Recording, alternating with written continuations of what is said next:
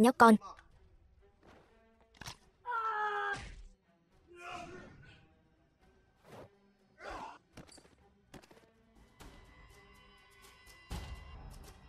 Tiểu tử, tao là người của báo ca đấy. Mày có phải chán sống rồi không?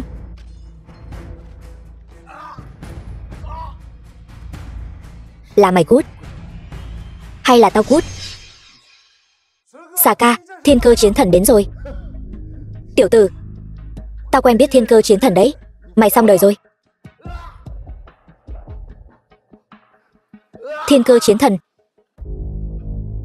Chiến thần đại nhân, có người nói ngài đến rồi. Tôi tiêu đời rồi. Chiến thần đại nhân mau cứu tôi. Kéo ra ngoài. Bái kiến Vũ Vương.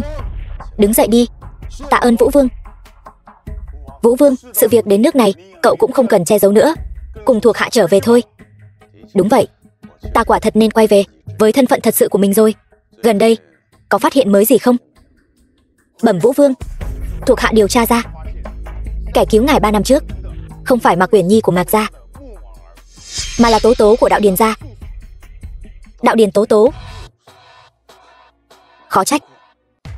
Ngoài ra, thuộc hạ còn phát hiện kẻ hại ngài 3 năm trước, Minh Hà lão quái, có lẽ chưa bỏ mạng. Cái tai họa này, nếu chưa bỏ mạng, vậy thì tìm hắn ra. Lão tử lại xử hắn một lần nữa. Thuộc hạ tuân mệnh. Ngoài ra, người truyền lệnh xuống, 2 ngày nữa, tập đoàn Đông Phương và tập đoàn Mạc Thị dừng hợp tác.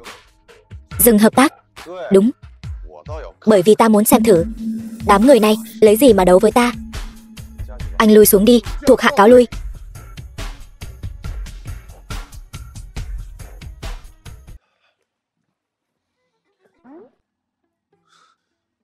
Anh làm gì vậy? Cậu là Vương Thiên Long phải không? Là tôi. Anh là ai? Cuối cùng cũng tìm được cậu rồi. Tình hình khẩn cấp, mau đi với tôi một chuyến. Đi đâu? Đến nhà tôi. Tôi đâu có quen anh. Tôi đến nhà anh làm gì? Em gái tôi bị bệnh, cứu em gái tôi được không? Được không? Long ca, đi thôi. Em gái anh bị bệnh, anh nên đi tìm bác sĩ. Bác sĩ nói vô phương cứu chữa. Bác sĩ nói cô ta vô phương cứu chữa. Anh tìm tôi có ích gì? Nhưng mà bà nội tôi nói chỉ có cậu mới cứu được em gái tôi. Bà anh. Anh tên gì? Tôi tên Đạo Điền Bạch. Đạo Điền Bạch? Chẳng lẽ là hậu nhân của lão gia Đạo Điền gia? Vậy em gái hắn chẳng phải là Đạo Điền Tố Tố? Thôi đừng ngẩn người ra nữa. Cầu xin cậu, mau đi theo tôi.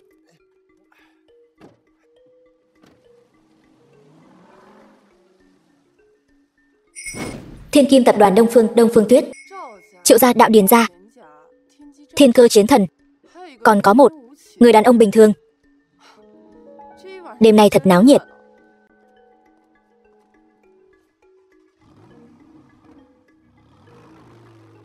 Thiên Kim tập đoàn Đạo Điền Tố Tố.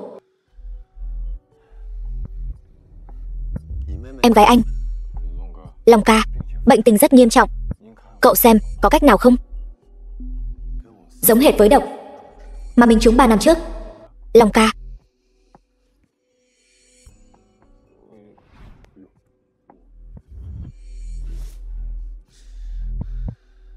Em gái anh trúng độc khá sâu. Tôi nhất thời cũng không giải được.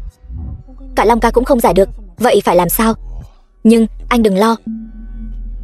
Tôi đã dùng chân khí bảo vệ tâm mạch của cô ấy. Chỉ cần tìm được một loại dược liệu là có thể giải độc cho cô ấy. Dược liệu gì? Tuyết linh chi. Tuyết linh chi hiếm có của Đông Phương gia. Không sai. Nhưng mà phải dùng tuyết linh chi 1000 năm. Tuyết linh chi 1000 năm. Long ca, tôi phải đi đâu tìm? 2 ngày nữa, tập đoàn Đông Phương và tập đoàn Mạc Thị sẽ ký kết thỏa thuận. Sau đó sẽ có một buổi đấu giá. Trong buổi đấu giá sẽ có một cây tuyết linh chi 1000 năm.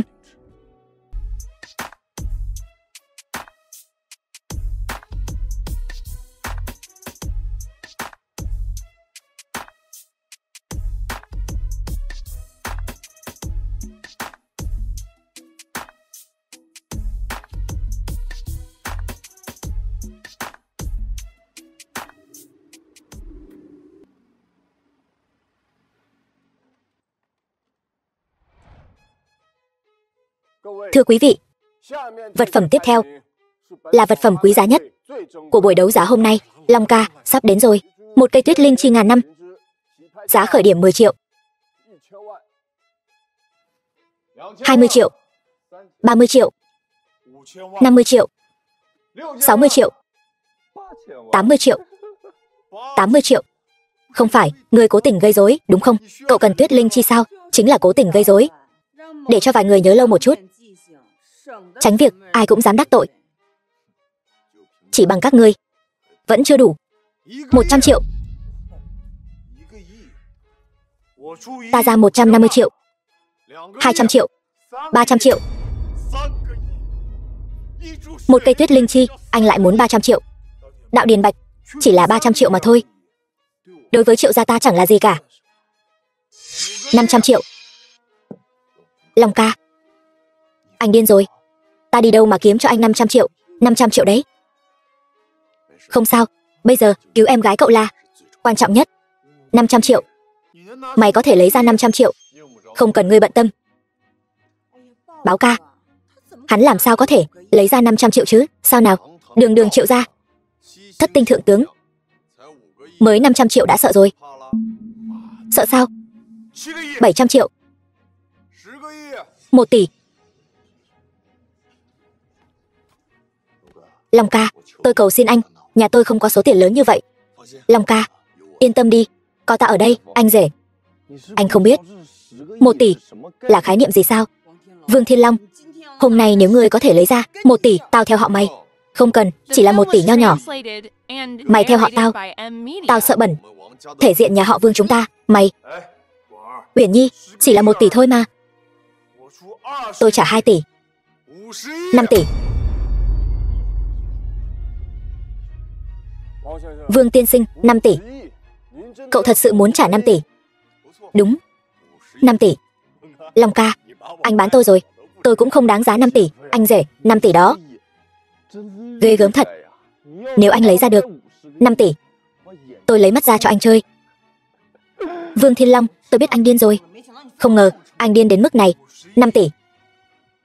5 tỷ mua một cây tuyết linh chi ngàn năm. Được, anh cũng ác thật. Tôi đã nói rồi, thứ tôi muốn có được, không ai có thể cản được.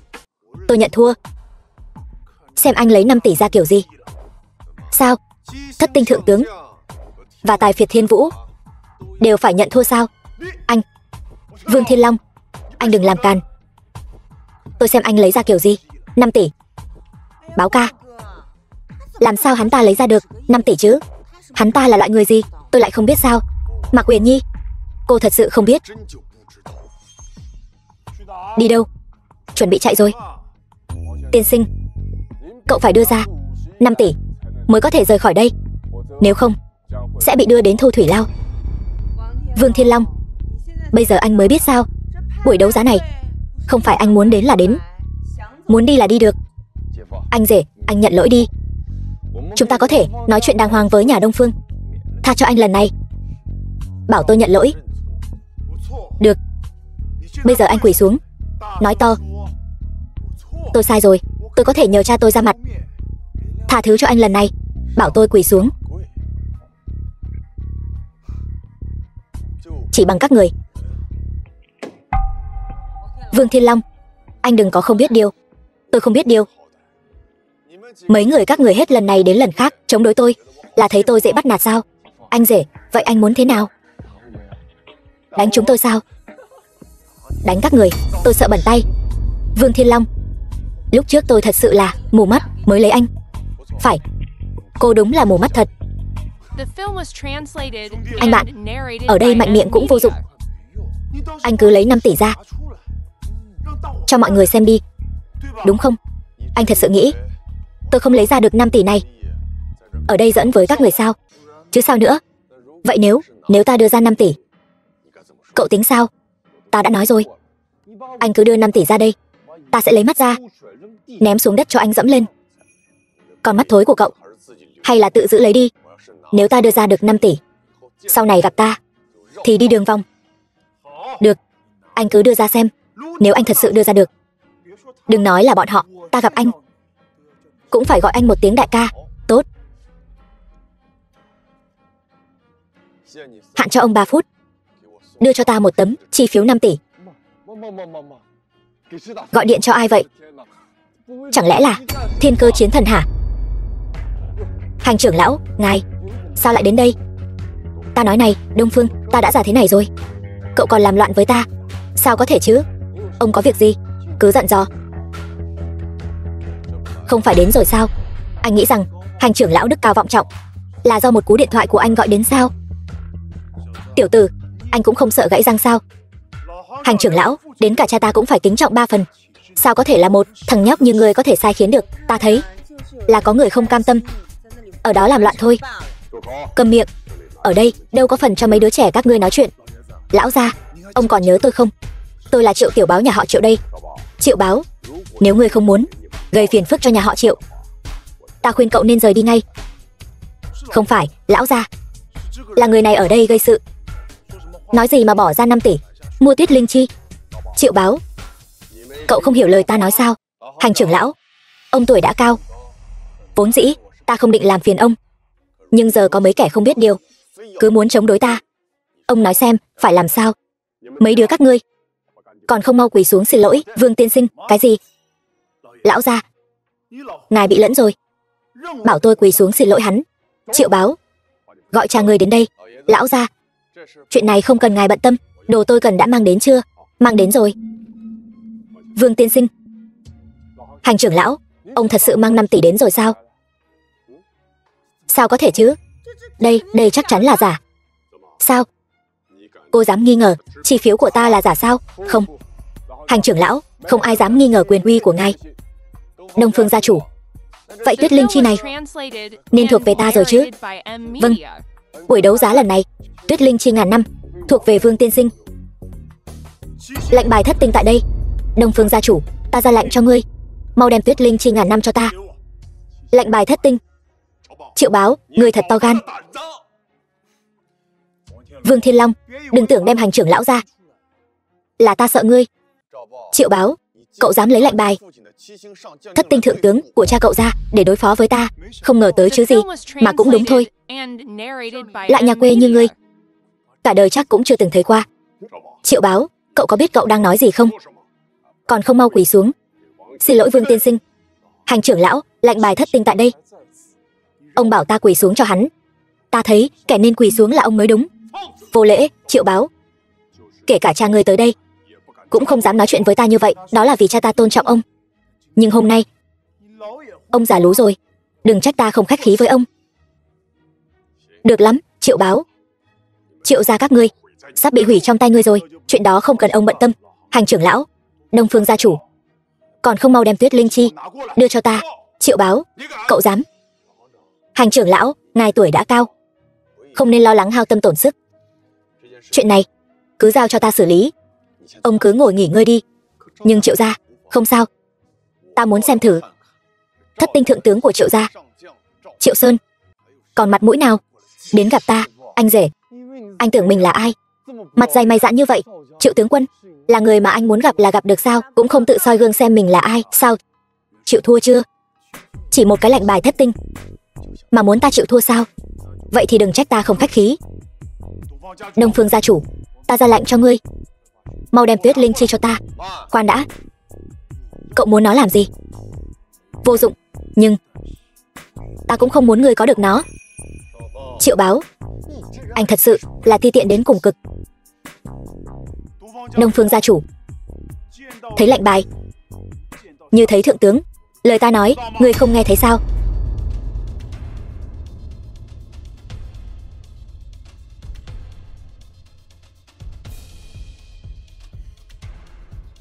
Thấy chưa? Trước quyền lực, thủ đoạn gì cũng vô dụng.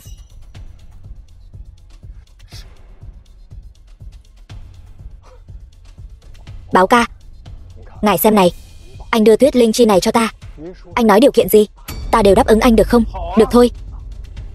Vậy thì ngươi quỳ xuống. Học chó sủa. Anh nói cái gì? Sao?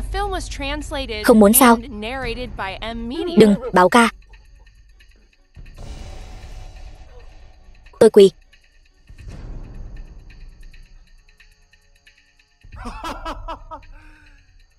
Muộn rồi. Đừng. Triệu Báo, hôm nay ngươi đã chọc giận ta hoàn toàn rồi. Mày có thể làm gì được tao?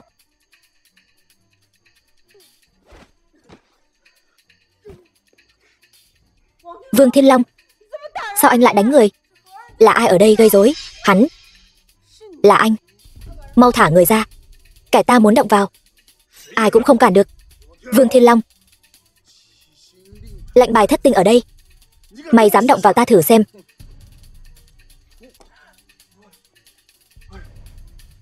Anh dám làm hỏng nó sao? Thiên Cơ Chiến Thần đến cũng không tha cho anh. Tính là cái thá gì?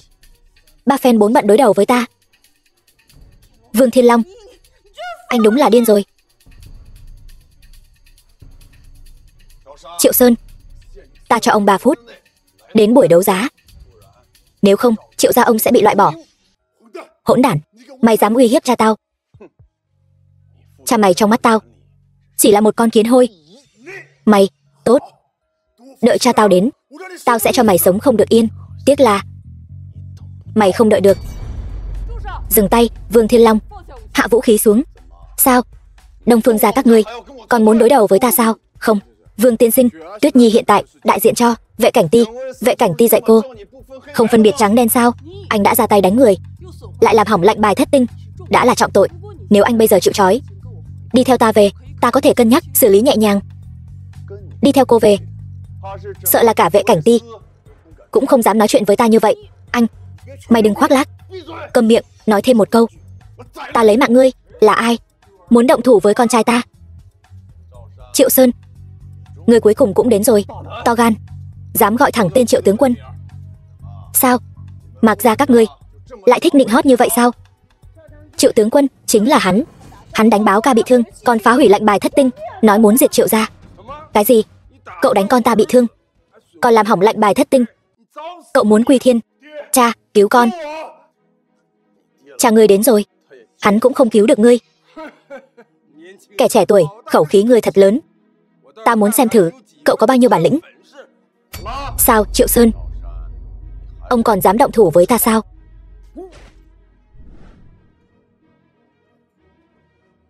Triệu Sơn, ta niệm tình ngươi là thất tinh thượng tướng.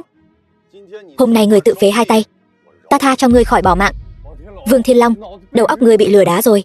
Triệu tướng quân tự đoạn 2 tay, có đạo lý này sao? Đánh bị thương con trai ta, làm hỏng lệnh bài thất tinh, còn muốn ta tự phế 2 tay. Ta nói cho cậu biết, hôm nay có ta ở đây, cậu khó thoát khỏi quy thiên. Khoan đã. Sao hả, Hành trưởng lão? Ông muốn bỏ mạng sao?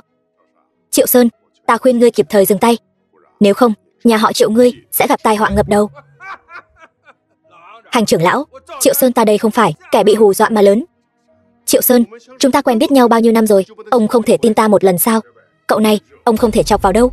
Hành trưởng lão, tuổi càng lớn gan càng nhỏ. Hôm nay ta xem ai có thể cứu hắn. Triệu Sơn, nếu đã như vậy, vậy thì đừng nói nhảm nữa. Được, vậy ngươi bỏ mạng đi. Hôm nay nhà họ Triệu các ngươi không bỏ mạng, Vương Thiên Long ta sẽ bị loại khỏi thành phố Thiên Vũ. Loại khỏi thành phố Thiên Vũ, một câu nói mà có thể dọa lui Triệu Sơn ta.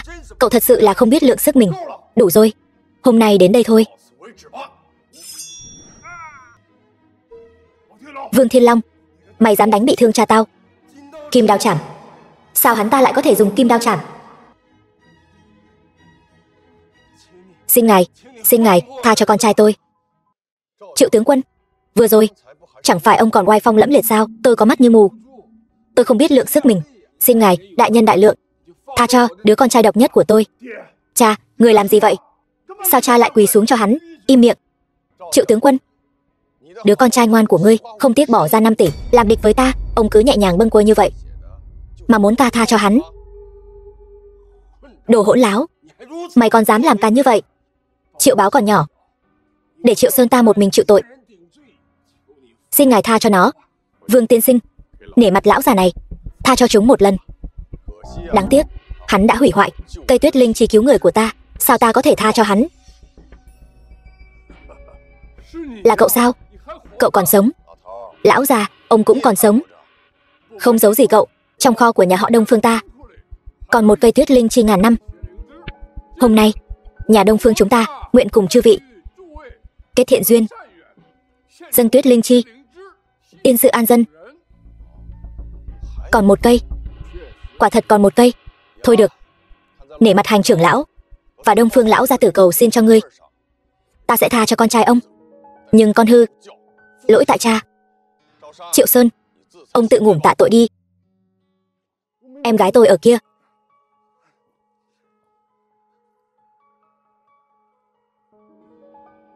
Sắc mặt bình thường, mạch ổn định, nhưng vẫn hôn mê bất tỉnh. Đạo Điền Bạch, cậu theo phương thuốc này sắc tuyết linh chi ngàn năm rồi mang đến đây. Tuyết linh chi ngàn năm. Còn hút thuốc nữa. Nhóc con, đến tuyết linh chi ngàn năm mà cậu cũng kiếm được. Nói mau, cậu rốt cuộc là ai? Cậu đến Đạo Điền gia chúng tôi rốt cuộc có mục đích gì? Đạo Điền nhị thúc, ông làm gì vậy? Nhóc con, ta thấy cậu tâm thuật bất chính, muốn mưu đoạt tài sản của nhà Đạo Điền chúng ta. Ta bỏ ra 5 tỷ mua tuyết linh chi ngàn năm, cứu chữa Đạo Điền Tố Tố. Ông nghĩ còn cần thiết phải tranh đoạt tài sản nhà các ông sao? 5 tỷ. Xem ra cậu đã sớm biết cổ phần của Đạo Điền gia chúng ta đều nằm trong tay Tố Tố. Cậu bây giờ cứu cô ấy tỉnh lại, sau đó lại mưu đoạt tài sản. Nhị thúc Đạo Điền, ông đầu óc có vấn đề hả? Tiểu tử, cậu dám cười nhạo ta? Bỏ mạng đi. Một con dao găm nhỏ mà cũng muốn lấy mạng ta, thật là không tự lượng sức mình. Cậu làm gì thế? Ông nói xem, nhị thúc Đạo Điền. Long ca thuốc xong rồi, Long ca. Làm gì thế? Cậu đưa cho ta. Đừng để hắn cho uống. Đạo Điền Bạch, cản nhị thúc người lại, đừng để ông ấy quấy rối. Không phải, Long ca, ông ấy cũng là nhị thúc của ta. Cậu tin ta hay tin nhị thúc cậu? Ta tất nhiên là tin anh rồi. Long ca, đừng quậy nữa.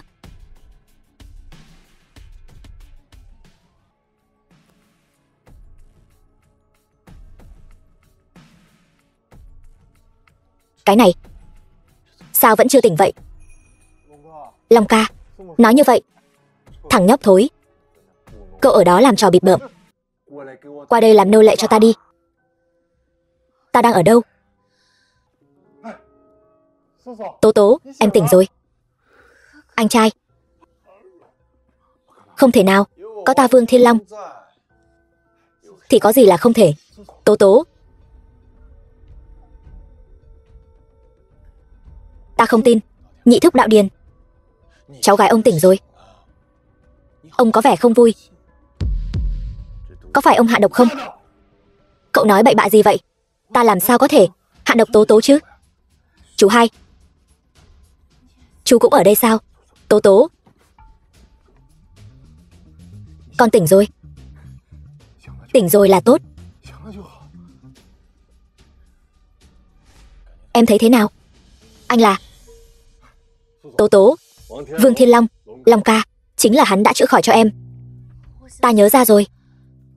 3 năm trước chúng ta gặp nhau ở hồ bơi Cửu Long Sơn. Cửu Long Sơn. Em có thể nói cho ta biết 3 năm trước đã xảy ra chuyện gì không? Được, nhưng anh phải trả lại ngọc bội cho ta. Ngọc bội gì? 3 năm trước ở hồ bơi Cửu Long Sơn, ta vì cứu anh đã dùng bảo vật gia truyền Bạch Ngọc Lan của Đạo Điền gia chúng ta để giải độc cho anh. Nhưng sau đó anh liền biến mất cùng với ngọc bội. Cô có thể nói cho ta biết rốt cuộc đã xảy ra chuyện gì? Năm đó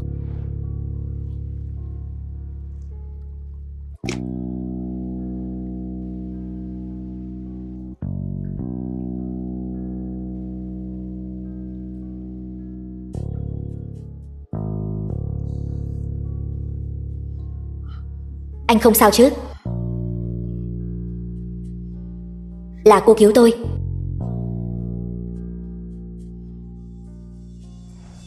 Bây giờ anh có thể trả ngọc bội lại cho tôi được chưa?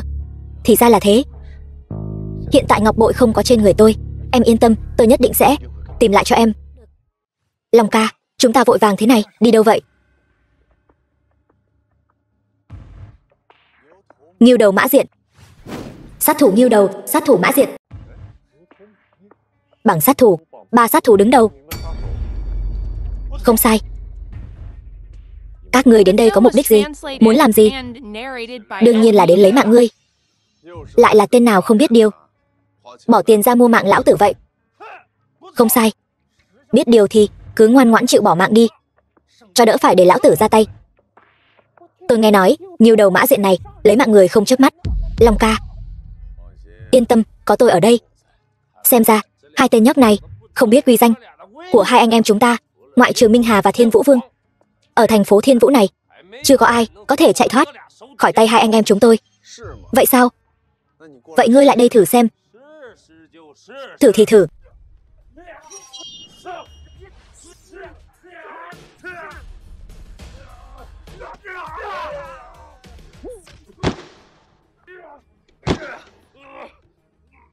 Cầm Long thủ. Anh là ai? Anh chưa xứng biết tôi là ai. Xem ra là tôi đã xem thường anh rồi.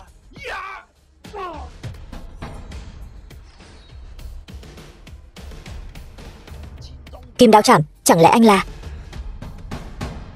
Bây giờ mới biết sợ sao? Nói, ai sai các ngươi đến? Là Triệu gia. Triệu gia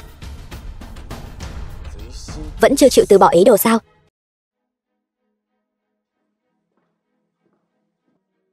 Cậu đến làm gì? Nhà chúng tôi không chào đón cậu. Tôi đến lấy đồ của tôi. Đồ của cậu đã sớm bị tôi vứt đi rồi. Cút nhanh đi, thứ đó e là bà không nỡ đâu. Anh mau cút ra ngoài cho tôi. Tôi đến lấy thứ quý giá nhất của tôi. Ở đây không còn đồ của anh nữa. Anh mau cút đi cho tôi. Vương Thiên Long, tôi nói cho anh biết chúng ta đã ly hôn rồi. Anh đừng hòng làm gì tôi nữa. Cô nghĩ nhiều rồi. Tôi đang nói cái bạch ngọc lan đeo trên cổ cô đó. Đây là của tôi. Anh đừng hòng. Đừng tự lừa dối mình nữa. Mạc Uyển Nhi, 3 năm trước tại hồ bơi Cửu Long Sơn, cô lấy từ trên người tôi khối ngọc bội này, khiến tôi lầm tưởng cô là ân nhân cứu mạng của tôi. Bây giờ sự thật đã rõ ràng. Thứ này cô nên trả lại cho tôi. Vương Thiên Long, tôi nói cho anh hay, anh đừng hòng. Sao hả, Mạc Uyển Nhi? Cô còn định không trả lại cho tôi nữa sao? Không trả thì sao? Vương Thiên Long, suýt chút nữa thì tất cả mọi người đều bị anh lừa rồi. Cái gì? Trước đây còn tưởng anh là nhân vật tầm cỡ, bây giờ xem ra chỉ là một tên nhóc con thôi. Mạc Sung, em nói gì vậy? Chị gái, vừa rồi em và vệ cảnh ti có đi điều tra rồi. Tên Vương Thiên Long trước mặt chị chỉ là một người bình thường. Những việc hắn làm trước đây chỉ là cáo mượn oai hùng thôi. Cậu nói tôi là cáo mượn oai hùng? Đúng vậy. Anh dựa vào thiên cơ chiến thần và mối quan hệ với hành trưởng lão vay 5 tỷ mua Tuyết Linh Chi, chính là để chèn ép Triệu gia. Sau đó kết giao với Đông Phương và Đạo Điền gia. Anh rể, anh thật là cao tay. Tiểu Cữu Tử, khả năng suy luận của ngươi mạnh như vậy, không đi phá án thật là đáng tiếc. Đừng có đắc ý nữa. Hôm nay xem còn ai có thể cứu ngươi. Sao hả? Cậu còn muốn động thủ với tôi sao? Là tự anh tìm tử lộ. Được rồi, vậy hôm nay tôi sẽ cùng Mạc gia các ngươi làm cho rõ ràng. Nói nhảm gì nữa? Anh thật sự cho rằng Vương Thiên Long tôi là dựa vào người khác mà có được ngày hôm nay sao? Nghiêu đầu mã diện còn không đánh lại tôi, anh còn muốn lấy mạng tôi. Thật là không biết tự lượng sức mình. Chị, cứu em với. Vương Thiên Long buông tay ra. Được, đưa bạch ngọc lan cho tôi. Báo ca. Báo ca, không ổn rồi. Vương Thiên Long đến Mạc gia chúng tôi cướp ngọc bội của tôi rồi. Cái gì? Không phải nói hắn chỉ là người bình thường sao? Đúng vậy, đã đến vệ cảnh ti điều tra hắn rồi. Chỉ là một người bình thường thôi. Người bình thường làm sao có thể lấy mạng được Nghiêu đầu mã diện chứ? Xem ra tên Vương Thiên Long này thật sự không đơn giản. Vậy phải làm sao? Chúng ta không thể cả đời bị Vương Thiên Long đàn áp. Này, gia phụ mất, Triệu gia xuống dốc, tôi cũng không có cách nào. Sao vậy? Thế này đã ủ rũ rồi sao? Đây nào giống con trai của một thất tinh thượng tướng. Ông là ai, tôi là ai không quan trọng. Quan trọng là các ngươi muốn báo thù không? Dĩ nhiên. Nhưng chúng tôi căn bản đấu không lại Vương Thiên Long. Các ngươi không được. Nhưng tôi có thể. Có tôi ở đây, Vương Thiên Long tất bỏ mạng. Ông có thể lấy mạng Vương Thiên Long? Dĩ nhiên. 3 năm trước tôi đã lấy mạng hắn một lần. 3 năm sau vẫn có thể. Cái gì? 3 năm trước ngươi đã lấy mạng hắn một lần? Không sai. Chỉ cần các ngươi làm theo lời tôi, nhất định sẽ báo thù rửa hận cho các ngươi. Sao anh lại tới đây? Sao hả? Chỗ này chỉ cho phép các ngươi tới thôi sao? Dĩ nhiên rồi. Anh có thiệp mời không? Thiệp mời gì chứ? Đây là yến tiệc, chứ đâu phải hội nghị mà cần thiệp mời. Đồ nhà quê. Hôm nay là thọ thần của Bắc Hải chiến thần, há gì ai cũng có thể tới. Tôi khuyên anh đừng gây rối ở đây. Bắc Hải chiến thần không giống như Thiên Cơ chiến thần, dễ nói chuyện đâu. Vậy sao anh lại tới đây? Là tôi mời họ tới. Đúng vậy, là báo ca mời chúng ta tới. Triệu Báo, xem ra dạo này ngươi lại lên mặt rồi. Tôi đây bất tài, vừa được Bắc Hải chiến thần nhận làm đồ đệ. Hôm nay là đại thọ 60 tuổi của sư phụ tôi. Toàn bộ yến tiệc đều do tôi Triệu Báo nắm giữ. Do ngươi nắm giữ. Vậy nếu có chuyện gì xảy ra, đều do ngươi chịu trách nhiệm sao? Vương Thiên Long, hôm nay có tôi ở đây, anh đừng hỏng gây sự. Điều đó không do ngươi quyết định. Triệu Báo này, trách thì trách ngươi xui xẻo, lại bái Bắc Hải làm sư phụ vào lúc này. Vương Thiên Long, anh có phải muốn quy thiên không? Tôi thấy là anh muốn quy thiên đấy. Sao hả? Không vào được sao? Nhị thúc, hôm nay là thọ thần của Bắc Hải chiến thần đấy. Sao hạng người nào cũng muốn vào vậy? Đúng vậy, nghe thấy chưa? Thằng nhãi, chỉ có những người thật sự là quan to quý tộc mới được vào chúc mừng. Bắc Hải chiến thần, loại người như ngươi đùa bỡn thủ đoạn, căn bản không xứng. Tôi không xứng. Vương Thiên Long, anh đừng tưởng anh có thể bỏ ra 5 tỷ là nhân vật gì ghê gớm lắm rồi. Ở đây toàn là người có tiền, anh lấy gì mà so với chúng tôi? Cứ lấy cái này. Đây là cái gì? Chẳng lẽ là rượu giả pha nước lã? Không, đây là nước lã. Trong vắt. Vương Thiên Long, anh điên rồi, cầm một bình nước lã đến chúc thọ Bắc Hải chiến thần. Sao anh lại gây rối ở đây? Tôi gây rối? Chuyện này còn chưa đến lượt cô quản. Được thôi, vậy thì tốt nhất anh đừng mượn danh nghĩa tập đoàn Đông Phương để trà trộn vào yến tiệc thọ của Bắc Hải chiến thần. Tập đoàn Đông Phương ta thật sự không coi vào đâu. Hôm nay tôi, Vương Thiên Long, sẽ đường đường chính chính bước vào. Ai dám gây rối ở đây? Sư huynh chính là Vương Thiên Long này, hắn ta đáng ghét vô cùng. Muốn phá hoại yến tiệc thọ của sư phụ. Dám phá hoại yến tiệc thọ của Bắc Hải chiến thần. Cậu là ai? Tôi là chiến tướng dưới trướng Bắc Hải chiến thần, Tiêu Hòa. Cậu theo Bắc Hải bao nhiêu năm rồi? 2 năm. Vậy Tiêu Hồng là gì của cậu? Chính là gia phụ. Cậu gọi Tiêu Hồng ra đây, ta sẽ không làm khó cậu. Vương Thiên Long, anh muốn bỏ mạng. Tiêu Hồng là chiến tướng số 1 dưới trướng Bắc Hải chiến thần, há có thể nói gặp là gặp. Cầm miệng. Chỉ bằng anh mà cũng muốn gặp phụ thân tôi, thật không biết trời cao đất rộng. Sao phụ thân ngươi không thể gặp người khác sao? Hỗn xược. Anh là cái thá gì mà cũng muốn gặp Cửu Tinh chiến tướng? Anh là cái thá gì mà dám cản tôi ở đây? Vương Thiên Long, nể mặt anh lắm rồi đấy. Dám ở phủ đệ Bắc Hải chiến thần sỉ nhục sư huynh tôi sỉ nhục hắn thì sao? Ở đây không phải buổi đấu giá, có hành trưởng lão chống lưng cho anh. Hôm nay không có hành trưởng lão, ta Vương Thiên Long cũng chẳng sợ ai. Vương Thiên Long, đây chính là phủ đệ của Bắc Hải chiến thần.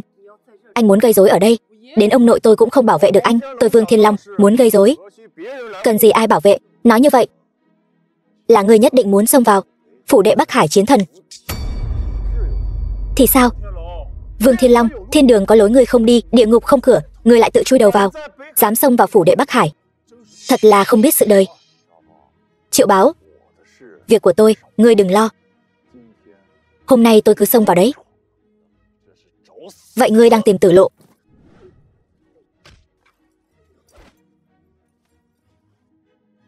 Chỉ với trình độ này của ngươi, hãy phải luyện thêm 20 năm nữa đi. Anh dám cười nhạo tôi là con trai của tướng quân Tiêu Hồng. Chỉ với công phu thế này, nói ra cũng không sợ người khác chê cười sao? Đồ khốn, tôi liều mạng với anh. Đừng liều nữa, về nhà luyện tập cho tốt đi, thằng nhóc thối.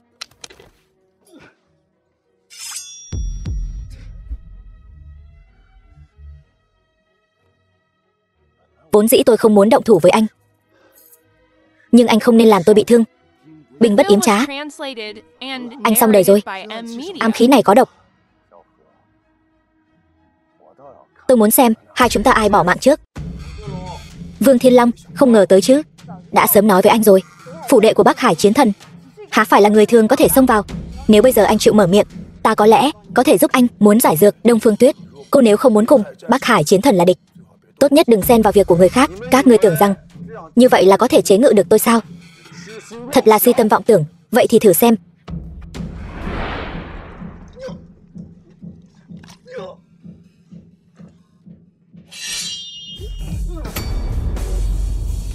Anh dám làm tôi bị thương? Nếu không phải để mặt tướng quân Tiêu Hồng, tôi đã sớm chém ngươi một đao rồi.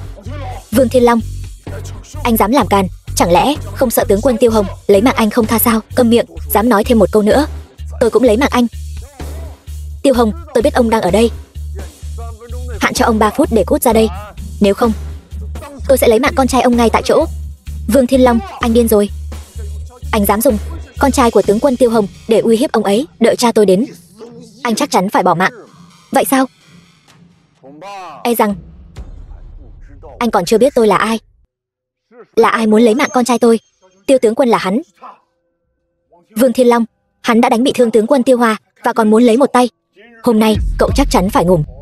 Tiêu Hồng, 3 năm không gặp, ông không nhận ra bổn vương sao? Bổn vương? Cậu là ai?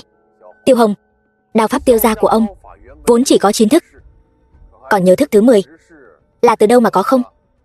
Thức thứ 10 của Tiêu gia đao pháp là tham khảo từ kim đao trảm của Vũ Vương mà có. Nhưng việc này chỉ có Vũ Vương và tôi biết. Đến cả Bắc Hải Chiến Thần cũng không biết. Chẳng lẽ hắn là... Tiêu Hồng, vẫn chưa nhớ ra sao? Chẳng lẽ cậu là... Gặp bổn vương mà còn không quỳ xuống?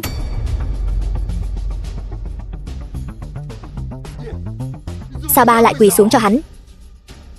Cầm miệng. Hôm nay con đã gây ra đại họa rồi. Tiêu tướng quân, sao ngài lại quỳ xuống?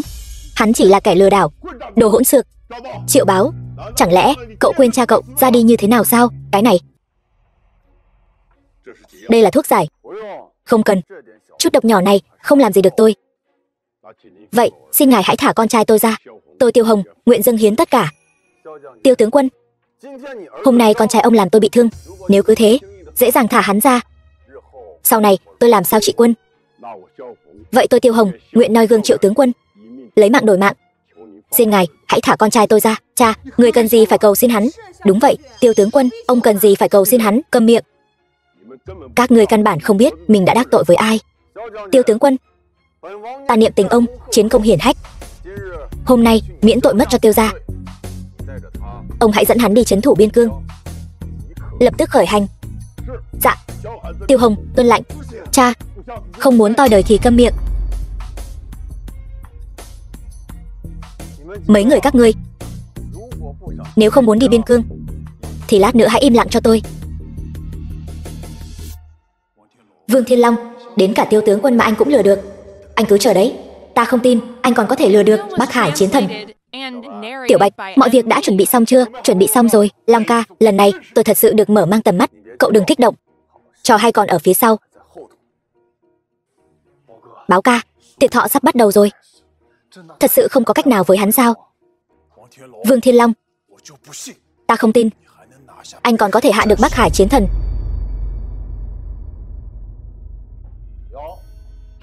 Tên nhãi danh, không ngờ tiệc thọ của Bắc Hải Chiến Thần mà anh cũng dám trà trộn vào.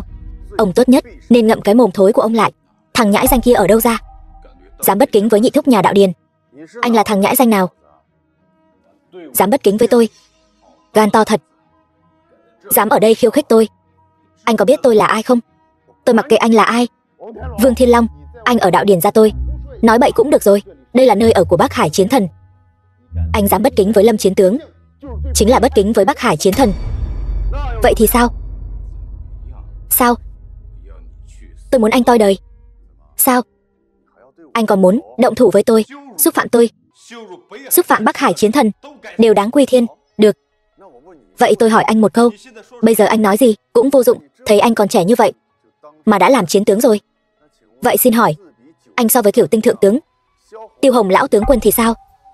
Tiêu Hồng lão tướng quân đức cao vọng trọng, suýt chút nữa thì thành chiến thần.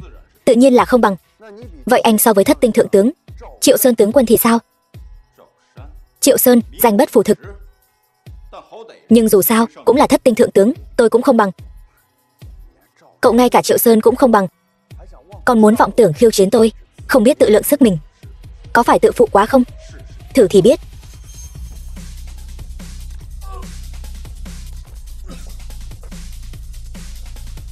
Cứ cái công phu này của anh thì đi luyện thêm 20 năm nữa đi. Không được. Làm lại, good. Cậu không có tư cách động thủ với tôi, anh. Hôm nay tôi nhất định phải lấy mạng anh. Báo ca, Lâm Chiến Tướng và Vương Thiên Long đánh nhau rồi. Vương Thiên Long tên này hắn không biết. Lâm Chiến Tướng này là con nuôi của Bắc Hải Chiến Thần sao? Lần này có kịch hay để xem rồi. Báo ca, anh nói có nên lên giúp một tay không? Bán cho Lâm Chiến Tướng một ân tình. Mạc Sung, vẫn là đầu óc người lanh lợi. Vương Thiên Long, anh thật to gan. Anh biết Lâm Chiến Tướng là người như thế nào không? Triệu Báo, ngươi lại ngứa ra rồi phải không? Còn dám đối đầu với tôi. Vương Thiên Long, trước đó là tôi sơ ý mắc bẫy của anh, nhưng Lâm Chiến Tướng thì khác. Lâm Chiến Tướng có Bắc Hải Chiến Thần chống lưng. Vậy thì sao? Vậy ngươi còn không mau quỳ xuống? Chỉ là ngũ tinh chiến tướng cũng xứng để tôi quỳ xuống sao? Vương Thiên Long, ngươi nói cái gì? Tôi nói các ngươi từng người một lũ nhóc con, tôi lười tranh chấp với các ngươi. Vương Thiên Long, anh dám trước mặt tôi nghĩ mình lớn lắm hả? Không, ông là thật sự già rồi. Gỗ mục không thể chạm khắc được. Anh Lâm Chiến Tướng, cậu thấy chưa? Tên này ngông cuồng đến cực điểm. Phi dương bạt hỗ, hắn không coi ai ra gì. Phải, lát nữa hắn không biết sẽ gây rối gì trong tiệc thọ của Bắc Hải Chiến Thần đâu. Nếu đã vậy, tôi sẽ trừ khử hắn trước để khỏi gây phiền phức cho cha nuôi.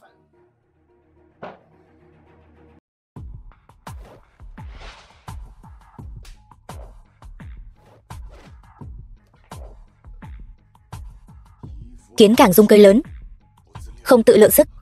Tôi liều mạng với anh.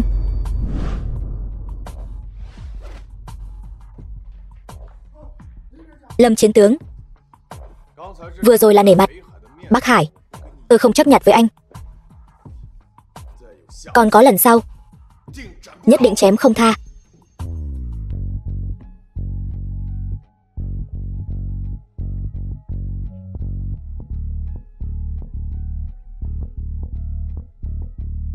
Nhị thúc,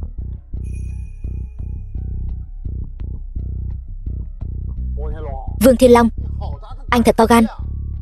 Đây chính là vị trí của Bắc Hải Chiến Thần. Vương Thiên Long, anh đây là muốn toi đời. Lũ hề các ngươi có mắt như mù. Cái vị trí này trừ tôi ra ai cũng không ngồi được. Vừa rồi tôi đã ngồi rồi. Cậu nói mà không sợ cắn phải lưỡi sao? Chốc nữa Bắc Hải Chiến Thần đến, ta xem cậu làm sao mà kết thúc. E là còn không biết mình toi đời như thế nào. To gan. Các ngươi cũng xứng ở đây nói này nói nọ sao? Hành trưởng lão, hắn ta đang sỉ nhục Bắc Hải Chiến Thần. Nhà họ Đạo Điền các ngươi cũng muốn bước theo vết xe đổ của nhà họ Triệu sao? Vương Thiên Long, đừng tưởng hôm nay có hành trưởng lão che chở cho anh, chốc nữa Bắc Hải Chiến Thần đến, ta xem anh làm thế nào. Bắc Hải Chiến Thần, Triệu Báo nhà họ Triệu để chúc mừng thọ thần 60 tuổi của Bắc Hải Chiến Thần, đặc biệt tặng một bức tranh Sơn Hải Đồ. Tốt. Nhà họ Mạc chúc mừng thọ thần 60 tuổi của Bắc Hải Chiến Thần, tặng một cây như ý bằng bạch ngọc. Được. Bắc Hải Chiến Thần, huynh chúc mừng đệ thọ thần 60 tuổi, đặc biệt tặng một cây tùng Nam Sơn. Đa tạ người anh em.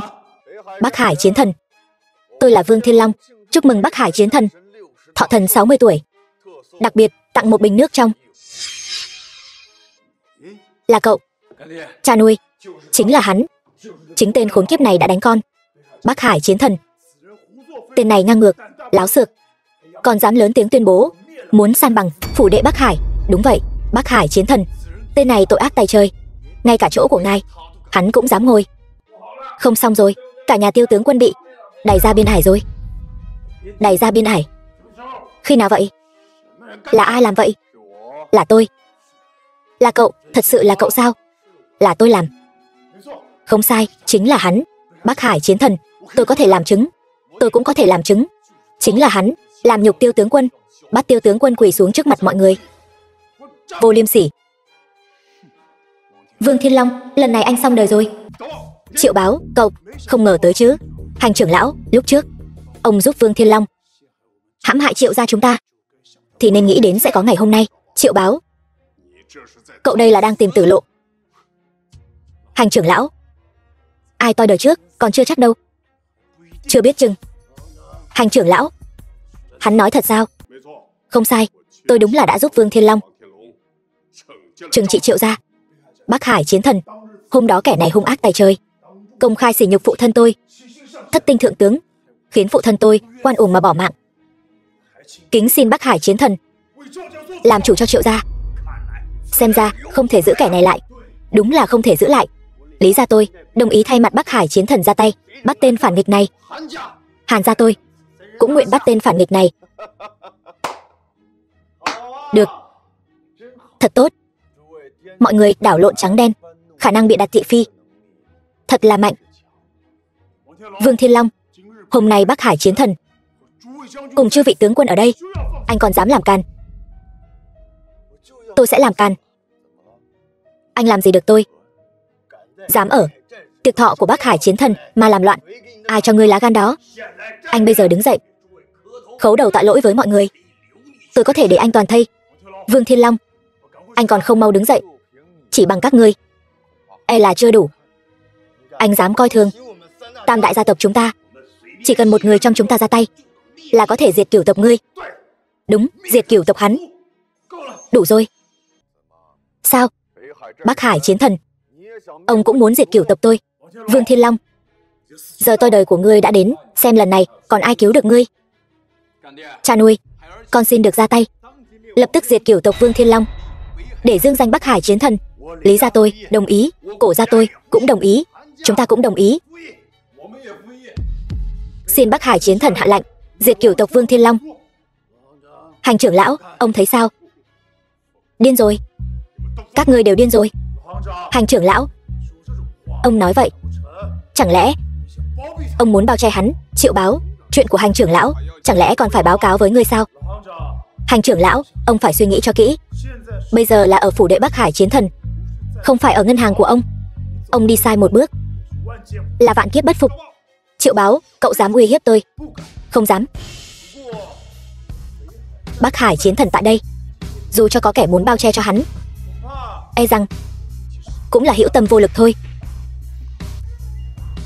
Thừa dịp Bắc Hải chiến thần có mặt, đúng là mượn đao lấy mạng người. Triệu Báo, anh nói ai vậy?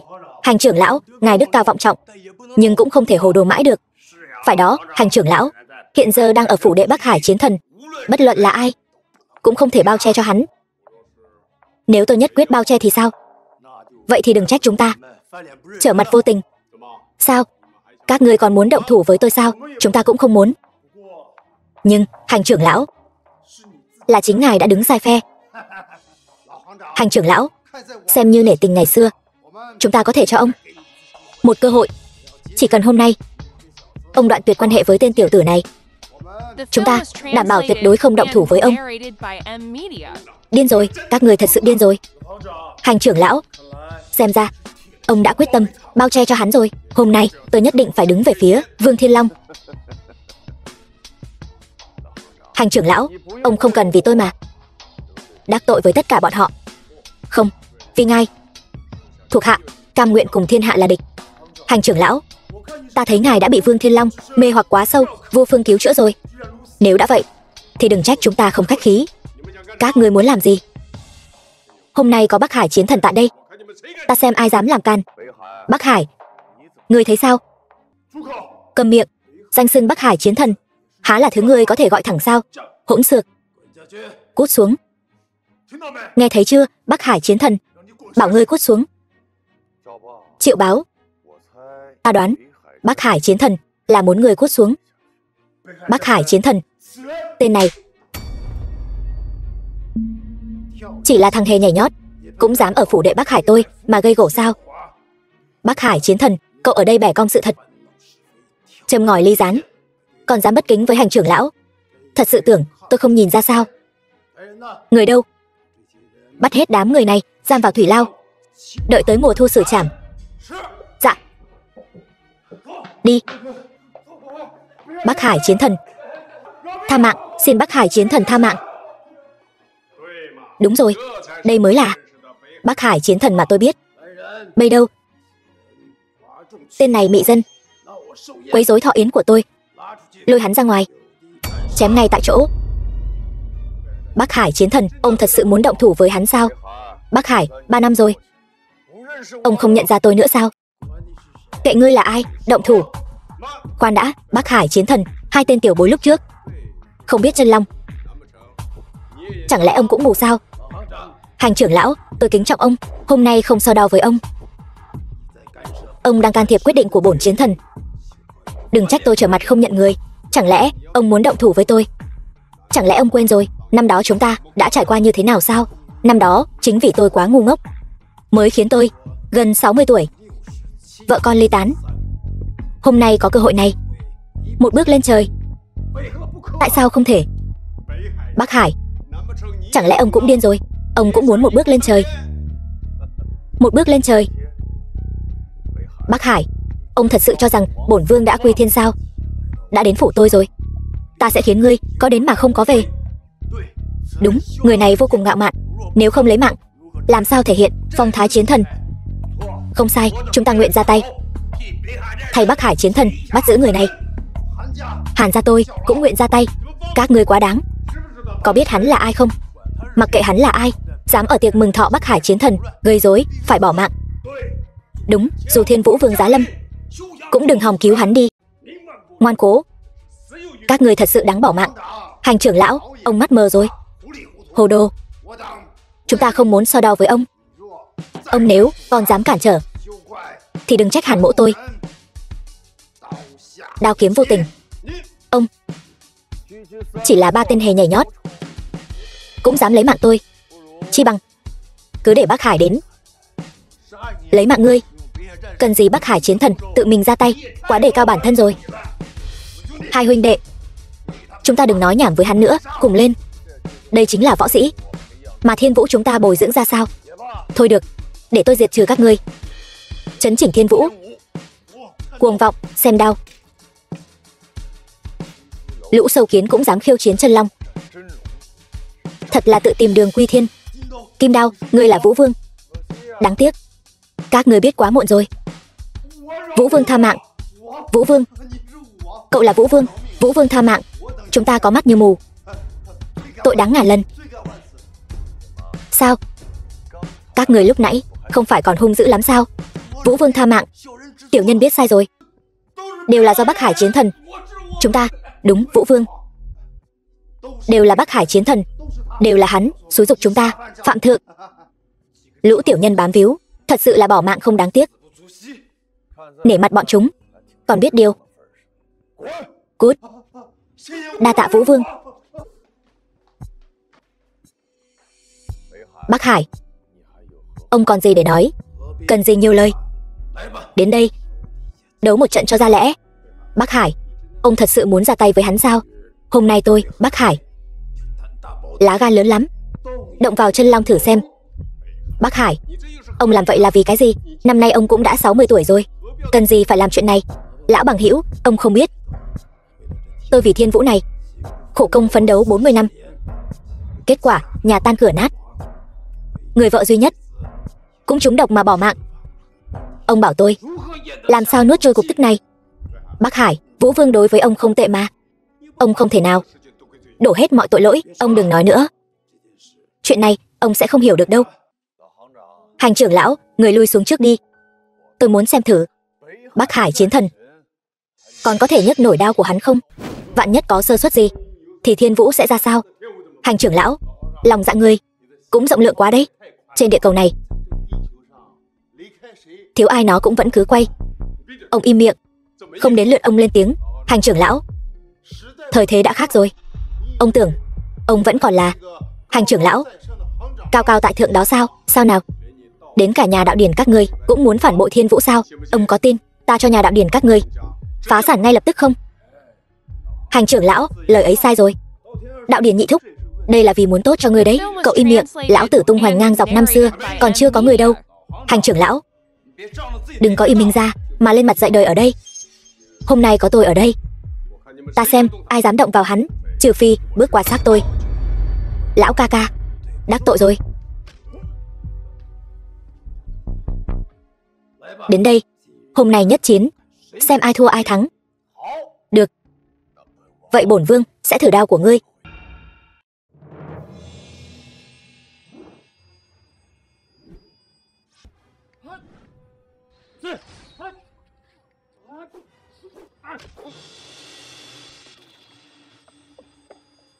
Bắc Hải, ông lại học được kim đao chảm của ta rồi sao? Khó trách ông lại có gan to đến vậy, dám làm địch với ta. Bỏ mạng đi.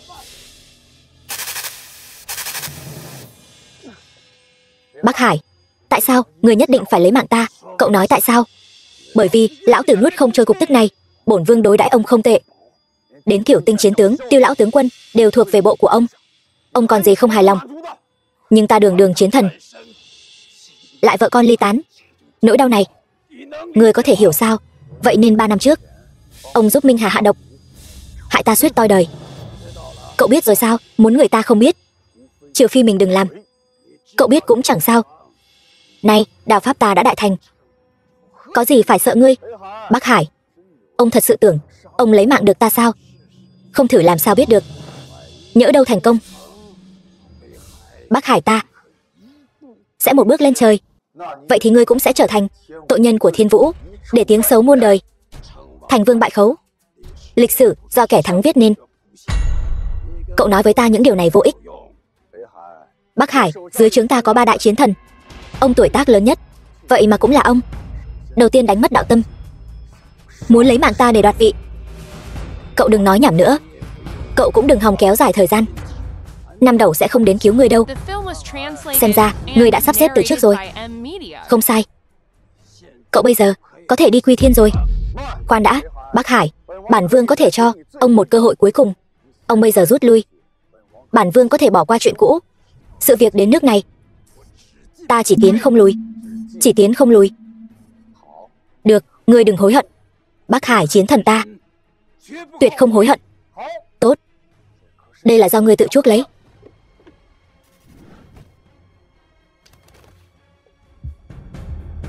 Bắc Hải, ông thật sự nghĩ rằng học được kim đao chảm của ta là có thể lấy mạng ta sao? Ông đừng quên, ta mới là vương duy nhất của Thiên Vũ này.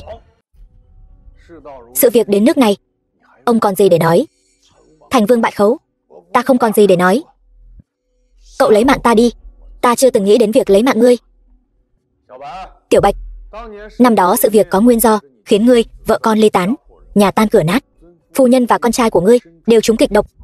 Nhưng ngươi không biết là tuy phu nhân đã mất, nhưng con trai ngươi vẫn còn sống. Cậu nói gì? Năm đó con trai ngươi trúng kịch độc, là ta đã giữ được mạng sống cho nó. Cách đây không lâu, ta ở tập đoàn Đông Phương đã đấu giá được tuyết linh chi ngàn năm, mới cứu sống được nó. Con ta, nó còn sống sao? Không sai. Ta xin thề với thân phận Thiên Vũ Vương, con của ngươi quả thật vẫn còn sống.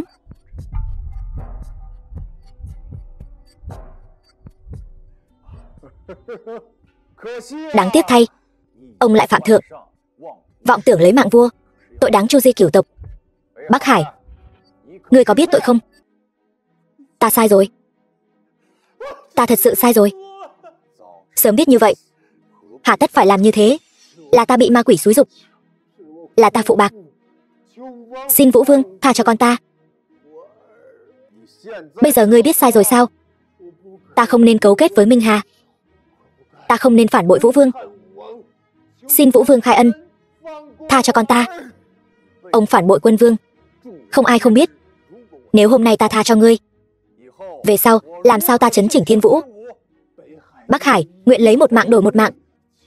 Xin Vũ Vương khai ân. 3 năm trước, từ lúc ngươi phản bội ta, mạng ngươi đã nên kết thúc rồi. Là ta khai ân, để ngươi sống thêm 3 năm. Long ca, chuyện này huynh cũng đừng chấp nữa. Huynh xem, hắn cũng thật đáng thương.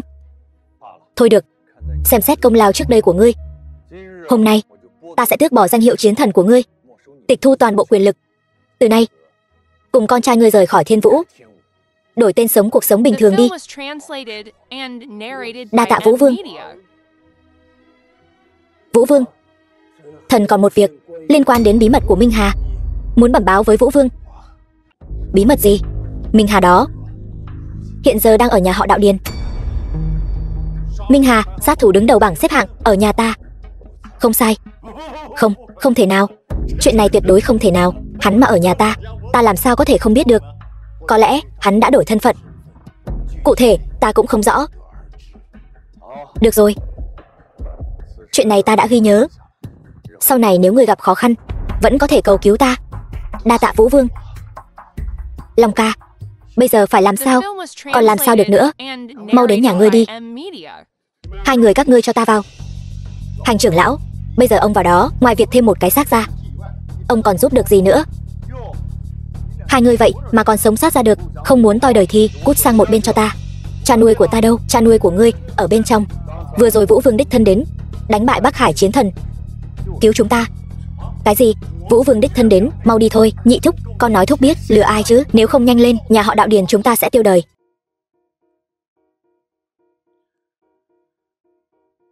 Quả thực giống hệt với độc mà Điền Tố Tố chúng phải. Vũ Vương, có cách nào cứu chữa cháu gái tôi không? Tự nhiên là có, lão gia. Ông phải đáp ứng tôi một điều kiện.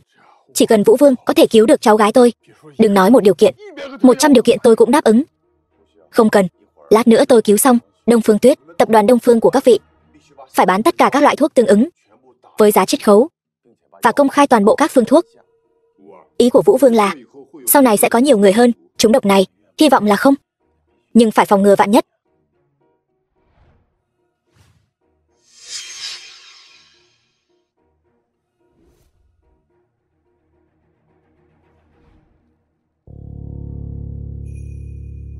Tiểu Tuyết, con tỉnh rồi. Ông nội. Ba. Người này sao lại ở trong nhà chúng ta vậy? Tiểu Tuyết, chính cậu ấy đã cứu con đấy. Anh ấy, chẳng lẽ anh ta thật sự là nhân vật lớn nào đó sao? Cái này cô không cần quan tâm, bây giờ cô chỉ cần nói cho tôi biết tại sao cô lại đột nhiên hôn mê.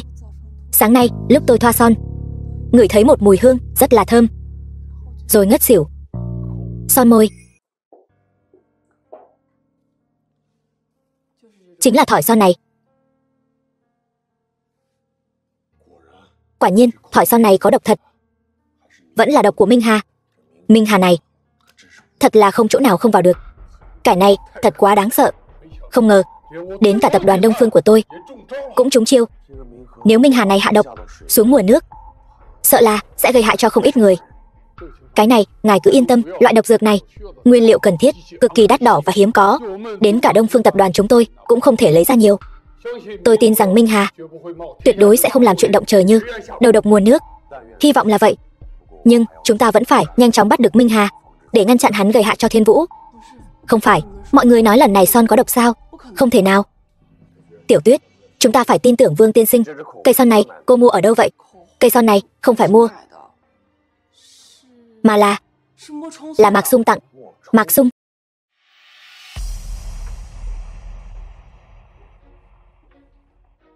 Cậu còn đến nhà tôi làm gì? Tôi đến đâu phải tìm bà. Vương Thiên Long, tôi nói cho anh biết, đừng tưởng anh có Bắc Hải chiến thần chống lưng là ghê lắm, mặc ra tôi lại sợ anh chắc. Ý cô là gì? Anh tưởng sau lưng anh có Vũ Vương chống lưng thì chúng tôi không làm gì được anh sao? Chẳng lẽ cô còn muốn đối đầu với Vũ Vương? Tôi nói cho anh biết, trên thế giới này có rất nhiều cách để lấy mạng Vũ Vương. To gan Mạc Uyển Nhi, cô dám có ý đồ bất chính với Vũ Vương. Đông Phương Tuyết, cô chỉ là tay sai của Vũ Vương. Cô bán mạng cho Vũ Vương như vậy, Vũ Vương có biết không? Tôi bán mạng cho bách tính Thiên Vũ, chứ không phải cho Vũ Vương. Cô hiểu cái gì? Nói hay lắm. Cô sống đến bây giờ cũng coi như là may mắn rồi. Cái gì? Xem ra cô cũng biết chuyện tôi trúng độc. Cô buông con gái tôi ra. Tôi Đông Phương Tuyết, đại diện Vệ Cảnh Ti, nghi ngờ Mạc gia các người cấu kết với Minh Hà đến đây bắt hung thủ. Cô nói bậy bạ gì vậy? Mạc gia chúng tôi sao có thể cấu kết với Minh Hà chứ? Cô nói Mạc gia chúng tôi cấu kết với Minh Hà. Cô có bằng chứng gì không? Đúng vậy, cô có bằng chứng không? Không có bằng chứng mà dám đến bắt người. Cẩn thận, tôi đến Vệ Cảnh Ti kiện toi đời cô. Đây chính là bằng chứng. Một thỏi son thì tính là bằng chứng gì? Đây chính là cây son mà Mạc Sung tặng tôi trong buổi đấu giá. Em trai tôi tặng cô sao? Đó là nể mặt cô đấy.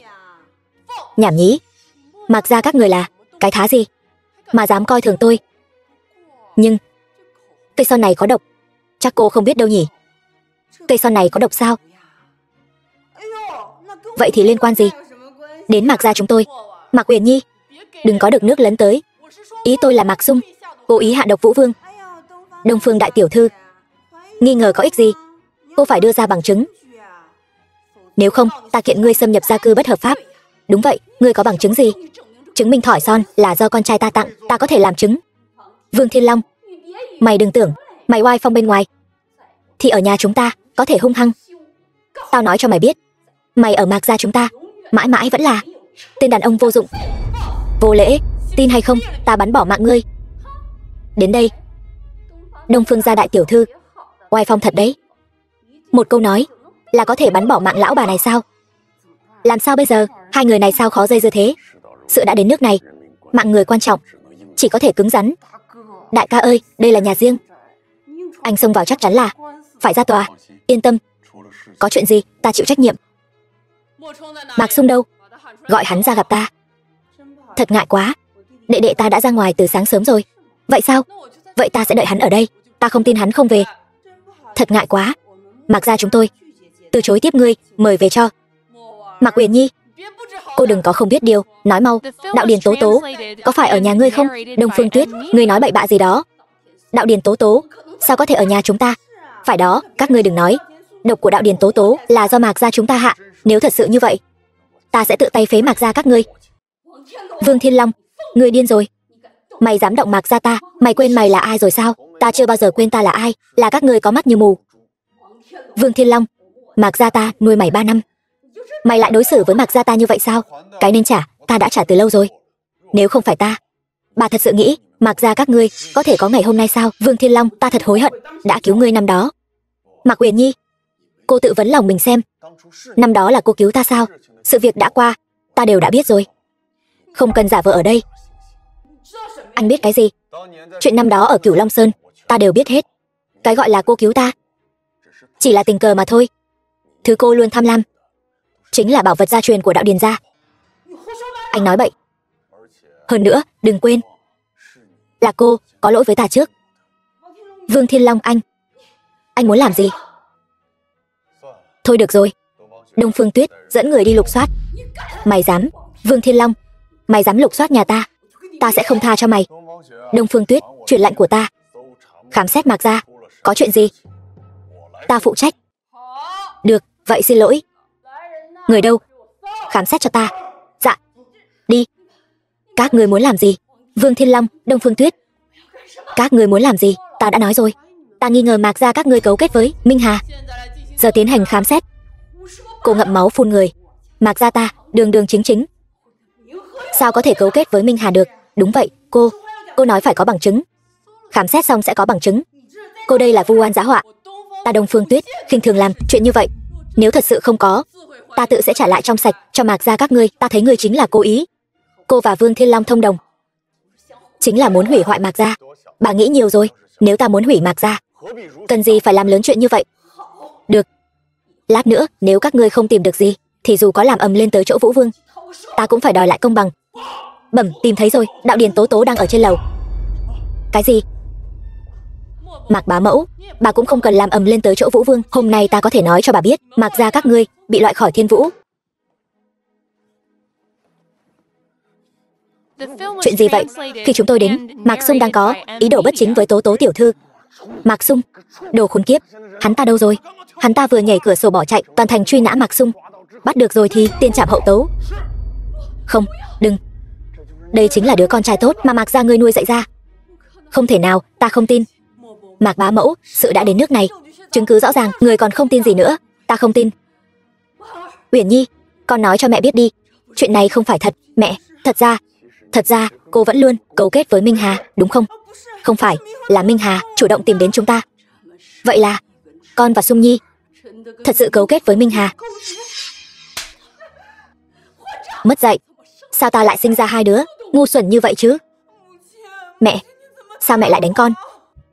Mất dạy, đồ bất hiếu. Ngươi dám cấu kết với Minh Hà, làm chuyện xấu xa. Ngươi có biết Minh Hà là người như thế nào không? Không phải đâu mẹ. Là Sung đệ xúi giục con. Ngươi im miệng. Ta nhiều nhất chỉ nghĩ hai đứa các ngươi mắt cao hơn đầu. Ham giàu sang phú quý. Không ngờ hai đứa các ngươi thế mà lại dám giấu ta làm chuyện phản quốc đại nghịch bất đạo này. Mẹ, con biết lỗi rồi. Con chỉ là nhất thời mê muội, rồi tin lầm Minh Hà. Uyển Nhi, con đúng là lừa ta giỏi lắm. Bình thường thì cũng thôi, trước sự việc như thế này, sao con lại hồ đồ như vậy? Mẹ, con biết lỗi rồi. Ta đây, con hiểu lầm người ngoài, ức hiếp hai chị em con. Hóa ra hai chị em con đã sớm không trong sạch rồi. Mẹ, con biết lỗi rồi. Xin mẹ hãy tha thứ cho con. Chuyện này không thể tha thứ được.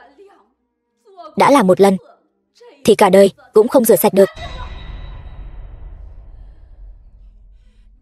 Từng người một. Rốt cuộc các người muốn ta làm sao? Đông Phương tiểu thư, là ta hiểu lầm các người. Các người hãy đưa cô ấy đi. Ta tuyệt đối không ngăn cản. Mẹ, người không thể đối xử với con như vậy. Mày làm chuyện xấu quá nhiều rồi. Bà già khốn kiếp, bà lại nhẫn tâm như vậy sao?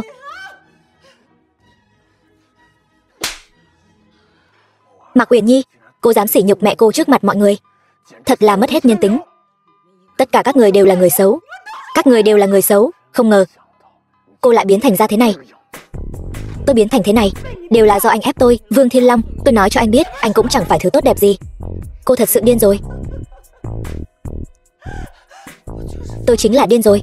Tôi nói cho anh biết, chúng ta ở bên nhau 3 năm rồi, tôi vẫn luôn uống thuốc tránh thai. Tôi chưa từng nghĩ tới việc sinh con cho anh. Anh biết không? Anh không biết phải không? Đủ rồi, anh không biết sao? Người đâu? Đưa cô ta ra ngoài. Đừng chạm vào tôi. Thả tôi ra. Trạng thái hiện tại của cô ta hơi giống phản ứng cai nghiện sau khi trúng thuốc. Ý gì? Trước đó chắc hẳn có người đang cho cô ta uống thuốc, bây giờ thuốc bị ngắt nên mới có phản ứng cai nghiện. Tinh thần thất thường rồi. Cô hãy về điều tra cho kỹ.